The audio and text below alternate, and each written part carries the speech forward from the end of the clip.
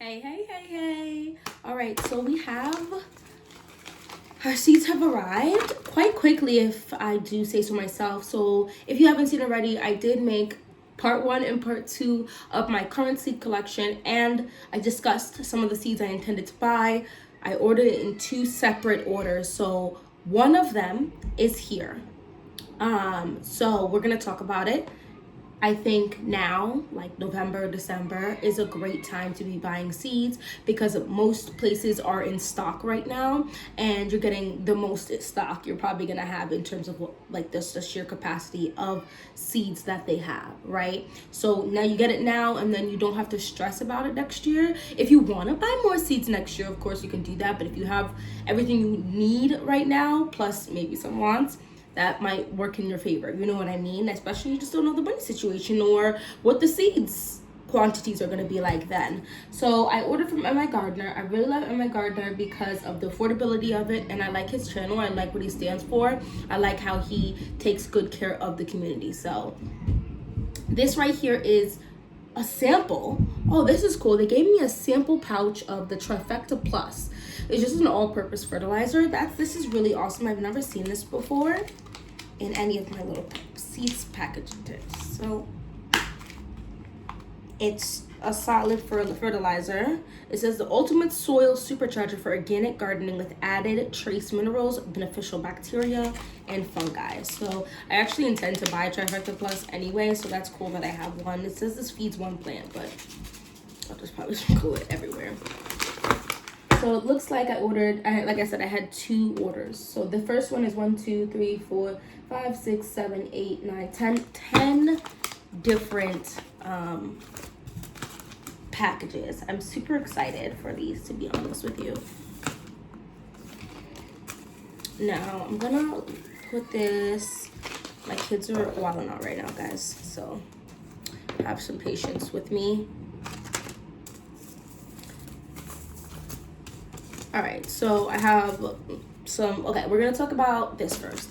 The first thing I ordered was the Long Island cheese pumpkin. I do have the Jack B. Little pumpkins, but that's it. So I'm gonna grow those because they're pretty fast to grow because they're small, they're edible. And then this one is bigger and it does take more time, but I like the way that this looks. Like, this looks really cute. This is like before the canned pumpkin trend. Its Long Island heirloom was one of the most sought after culinary varieties for its rich, sweet flesh. The Long Island cheese pumpkin resembles a wheel of cheese with its creamy white skin and dramatic ribbing.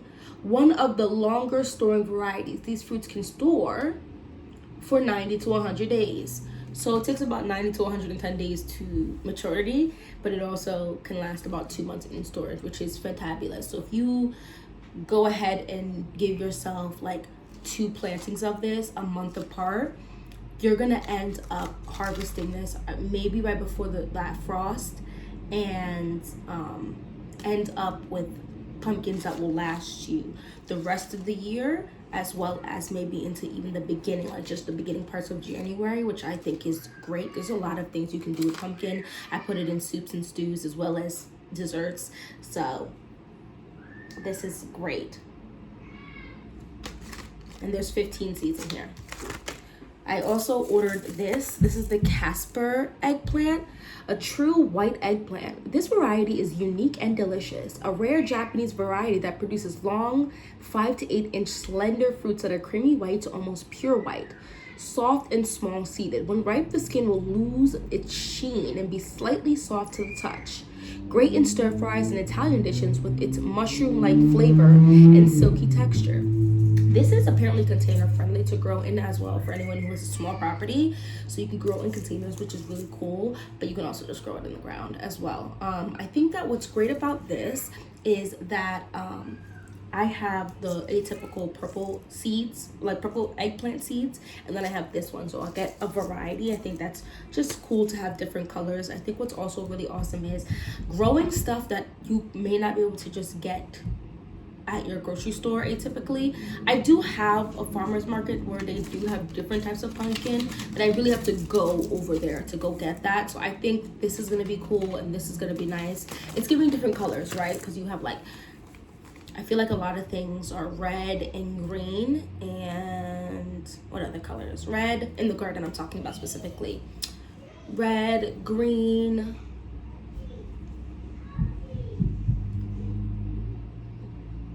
I mean, there's a variety of colors. Oh, and yellow, I feel like those are colors like super easy to find, but then you can get into cool colors like purple and white, and I said yellow already, orange.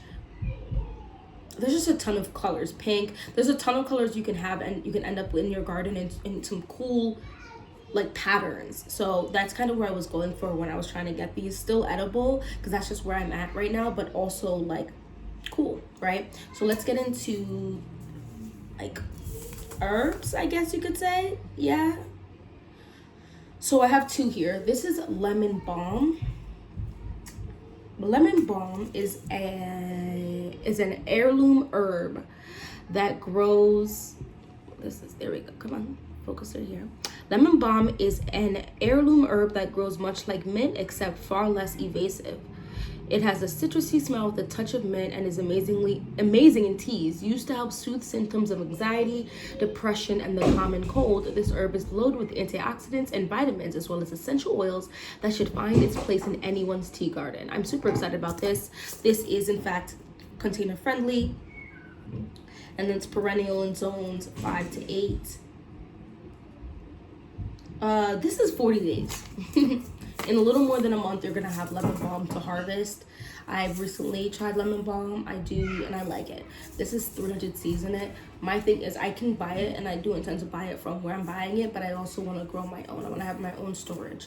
I've had some situations with this personally, so I'm gonna grow it, but we're gonna see how I can develop my strength towards it, because I think I have a slight allergic reaction to this, meaning something in the back of my throat. It doesn't itch, but I feel like something in the back of my throat. So I don't know if it's, I'm unsure what that is, but I'm not really gonna not eat it because it's, listen, don't do what I do, okay? If you feel like you could be having an allergic reaction to something, don't consume it. But because it doesn't make my throat itch or my tongue itch or anything, it makes something in the back of my throat like a little, like I have something there. I don't know. I have to look it up and see if it's like cleansing out something or whatever.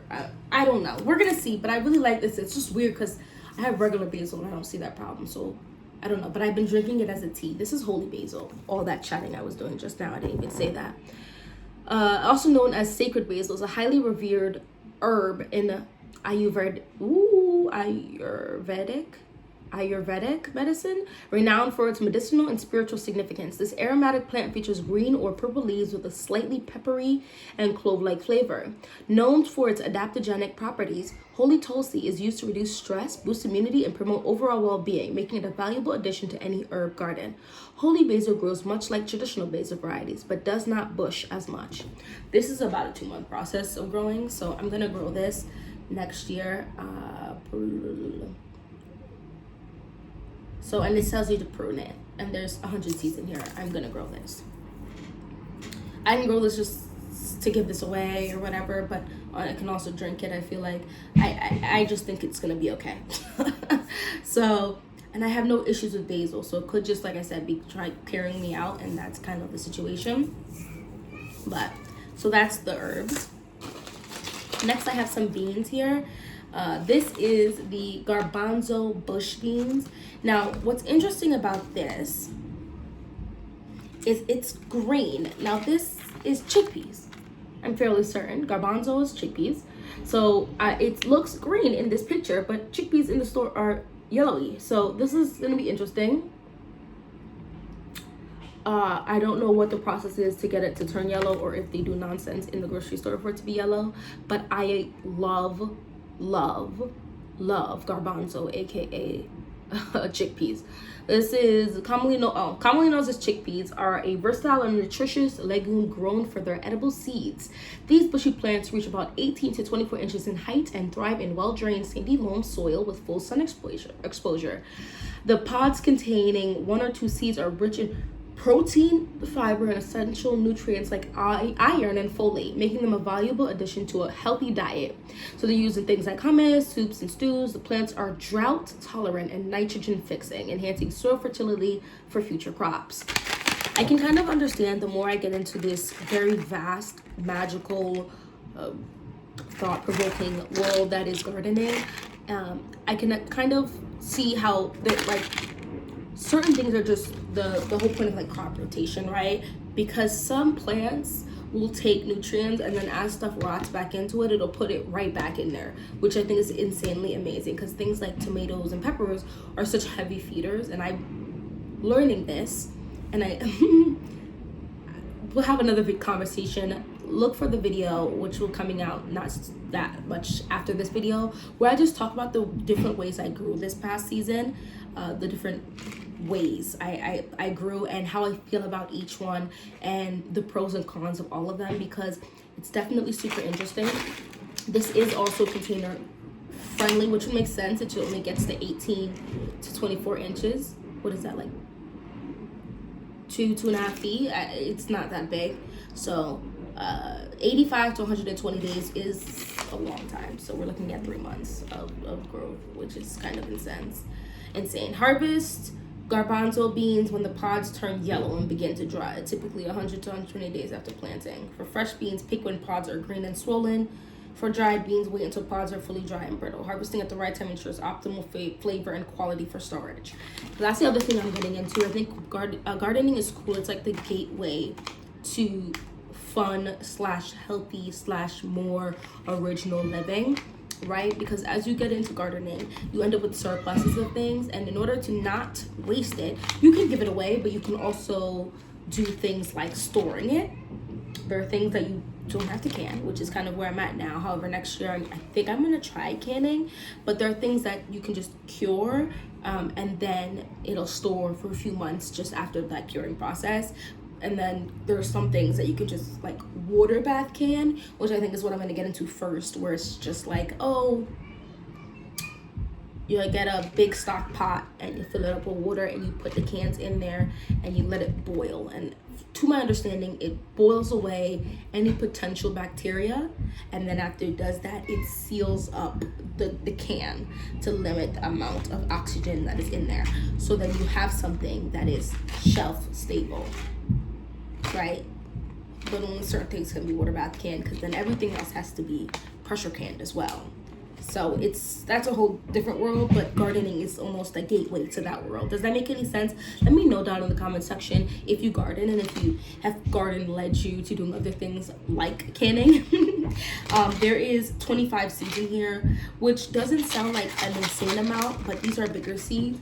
And one seed that actually sprouts and develops is going to develop a good amount of seeds, like garbanzo beans in and of itself, right? So when I harvest these, I also am going to harvest some with the idea that I will in fact be using those for seeds for the following year. You know what I'm saying? Because then it becomes like more of a full circle thing, because I do at some point, sooner than later, want to get like a bin thing that I can seal up to start making my own compost.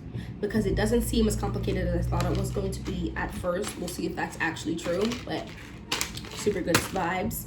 And then the other bean is this Christmas Lima pole bean. I definitely did not need to purchase this. This is purely for the joy of me. We will consume it, of course, but this is purely for the looks, the aesthetic.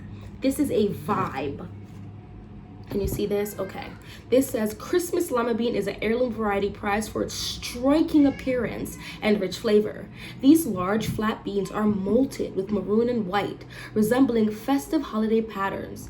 The vigorous vines produce abundant pods filled with flavorful beans that have a chestnut-like taste. Versatile in the kitchen, perfect as soups, stews, and salads, they retain their shape and color when cooked, adding visual appeal to dishes. This variety is also valued for its high protein content and nutritional benefits. That is awesome. So not only is it pretty, it's good for you in the terms of protein and the nutritional benefits, which I can't say anything but great things about. So this is 10 was in here, but I feel like this would produce a lot. But I think I'm gonna plant like half of these and see what goes down. I managed to dry out one bean pod of the light red kidney beans, and I did that ish on accident. And when I tell you I'm so proud of that little, and it has like 3 or 4 beans came out of that. and they're dry. They were dried. So now I'm going to save them. Yes, that package is gonna say 4 beans, and it is what it is. I'm gonna see if they're gonna grow, and I'm sure they will. So this is great. This is 75 to 100 days, so you're looking at a little over 3 months, which it is what it is. Plant size. This one looks like it's a vining plant, so yeah, you're gonna have to give it something to vine up, which I intend to do. Harvest lima beans when the pods are plump and firm but still green. For fresh beans, pick when the seeds inside are fully formed but tender. For dry beans, wait until the pods turn brown and brittle. Regular harvesting encourages continued production and ensures optimal flavor and texture. So, I'm super excited about these. Now on to the fun part is tomatoes. We have some really awesome ones. I didn't get a chance to grab. Oh, there's 2. There's 3 in here. I have 4, but there's 3 out of the 4 in which I wanted to get last year, and by the time I heard about them, they were either out of stock or out of stock. So this is, I'm gonna do the one that I was not looking forward to last year. Like I just saw this and I think this is great. So this is a Cherry Falls cherry tomato. This is 55 to 65 days to maturity, which is relatively quite quick, actually 2 months, and you'll have tomatoes. If you plant this out in May, you're gonna be harvesting in July. You know what I mean? If you plant this out the second time around in July, very beginning of July, like July 1st, you're gonna be harvesting these in September. You know what I'm saying? And I think having 2 flushes of things is a great idea. It's a great concept. It's very intelligent. This is determinate, which is also why it would grow fast. So I'm not gonna read this one. I'm just gonna read a little bit. 18 to 24 inches in length, gracefully drape over the edges of containers, creating attractive display, ideal for fresh eating, salads, and snacking. These tomatoes offer a burst of flavor in every bite. That I just thought that these are container friendly. They're gonna be small. They're cherry tomato size, 6 to 8 ounces. But they're gonna be tasty for salads and snacking, which I feel like, so one of my sons actually, like me, will just pop a tomato into a small cherry tomato and eat it. And if it's sweet, we like it. So, or juicy or whatever. So I think he'll enjoy that. I like to eat it just like that as well, but I also like eating salads. Does anybody else feel like as you get older, you can actually appreciate salads and you really didn't appreciate them like that when you were younger? Go ahead and hit the like button if you agree with me, because I just feel like it's just a thing. Like, and it's hot. Do I even need hot food? No, just give me a salad with all the great little fixing on it. Like, it's like a whole meal, you know? So, yeah. That's that. Now, these 3, let's talk about it. Which one am I going to talk about first? They all have 25 seeds, all of the tomatoes I purchased. Oh my gosh, I'm so excited about this. So this is the Ace 55 tomato. This is a semi-determinate, and this days to maturity says 80 days. I'm confused. Anyway, it's semi-determinate, it's container friendly. You see the size of these tomatoes? That's a pretty good size, and to come out within 80 days really isn't the end of the world. You can get some good tomatoes. So when you have tomatoes that come to fruition across different time periods, like you plant them at the same time, but they have different time periods, you're gonna end up with different harvest times, which is freaking fabulous. And so this is best served fresh out of the garden, having a low acidity. This variety is perfect for those who may have been wary of tomatoes in the past. It has reliable and consistent size. It's one of the most common varieties for home garden because it has delicious flavor, resistant to blossom end rot, and has superior drought resistance. Great. This is fabulous. We just went like 2 months without rain up here, which is insane. It's not normal, but if things like that do occur, then I know this tomato is gonna power through. I did have a blossom end blot issue in the beginning of the season, and as a newer gardener, I was very concerned, and then I was able to fix it. But it's good to know that this variety is less likely to get blossom end rot. So super excited. It's your atypical red cherry tomato. I'm growing a variety of size and color and shaping of tomatoes next year. So this is very cool. The next one I'm excited for is a 42-day tomato. Guys, I couldn't find this anywhere. Here it is. No, I think I found it in one spot. I can't remember the name of the place, but it was like $5, and I just didn't. I was like, I'll wait. This is a determinate variety, and it's literally one of the world's earliest tomatoes, and how it also has excellent flavor.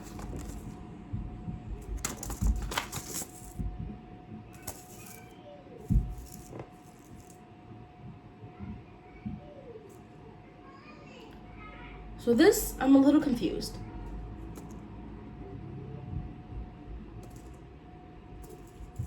So is this the cherry tomato? I'm a little confused. I wonder if this is a...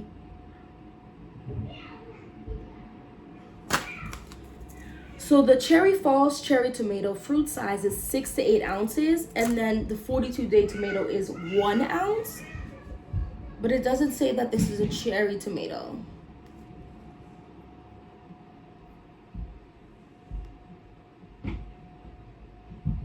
Interesting. So apparently it's significantly smaller. I guess we'll see.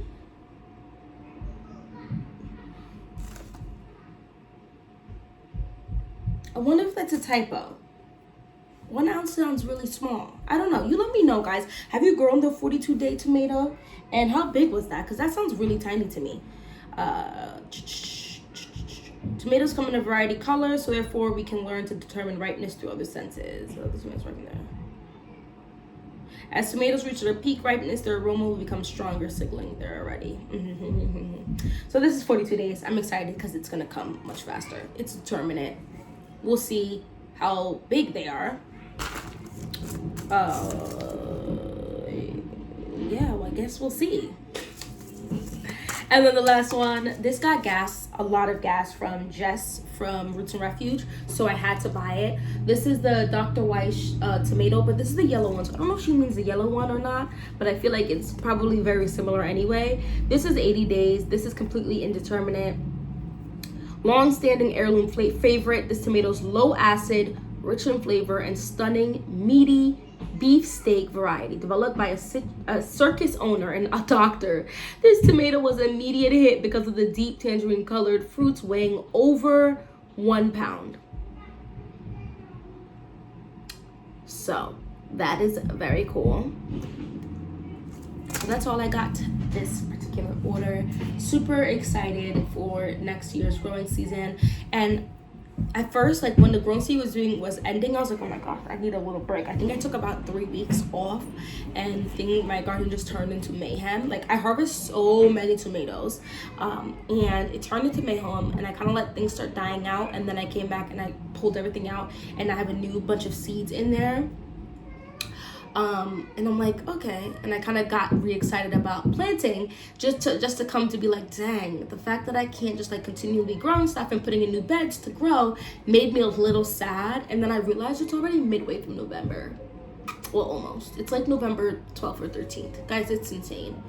That's insane. So we are rapidly approaching Thanksgiving, which means Christmas. I already put my Christmas tree up. Did anybody else? So Christmas, and then the year has ended. So then you have New Year's, you have Valentine's Day, Black History Month, and then we're in March. And I think for a good amount of stuff, you want to start growing stuff, even either in your polytunnel, like seeding stuff in your polytunnel, or in your home to start sprouting stuff. Because you gotta give things 6 to 8 weeks to grow in there to then put out the second frost. Is like a week or two after the supposed last frost date. See how quick that is? Insanity. And my birthday is in December, so I have to plan that too. It's so funny becoming an adult and realizing how fast time actually does in fact fly by. Anyway, thank you so much for watching this whole video. Please, let's talk down in the comment section. Guys, I am over 50 subscribers, so thank you so much. I'll be able to go live very soon. It said 24 hours. They're getting my live stuff ready, which is really cool. So we'll go live soon. We'll be chatting, which is even easier for me to do. So anyway, I hope you have a great day, and I wish you nothing but health, safety, and joy. Bye-bye.